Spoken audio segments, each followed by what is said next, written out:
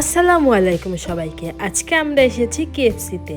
কেএফসিতে আমরা কিভাবে গেলাম এবং গিয়ে কি করলাম চলুন আপনাদের সাথে শেয়ার করছি। আমরা যেদিন গিয়েছিলাম সেদিন ছিল মেঘলা আকাশ এবং হালকা বৃষ্টিও হচ্ছিল। এই তো আমরা কালী মন্দিরের পাশ দিয়ে চলে যাচ্ছি আমাদের গন্তব্যে। আজকে রাস্তায় অনেক ভিড় ছিল, যার সময় হালকা হালকা বৃষ্টি পড়ছিল, যাতে আমাদের গা হালকা ভিজে গিয়েছিল। এই তো আমরা এখন চলে এসেছি, আমরা এখন ভিতরে ঢুকবো এবং সাথে আমি এখানে দেখলাম দুইটা ফরেনার দাঁড়িয়ে ছিল, সম্ভবত তারা কেএফসিতে যাবে। আমি তাদের একটু হালকা ভিডিও করলাম, তারপর আমরা কেএফসি ভিতরে ঢোকার জন্য চলে গেলাম। এখন আমরা কেএফসি ভিতরে ঢুকছি। ঢুকে আমরা দেখতে পারলাম এখানে অনেক ভিড় ছিল।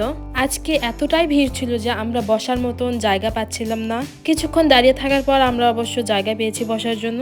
এরপর আমরা চলে গেলাম অর্ডার কনফার্ম করতে। আমরা এখানে অর্ডার আগে কনফার্ম করলাম, কনফার্ম করে বিলটা পেমেন্ট করলাম। বিল পেমেন্ট করার পর আমি এখানে একটু আমার ছবি তুলছিলাম এবং আমার চুড়িগুলো ভালোভাবে দেখছিলাম।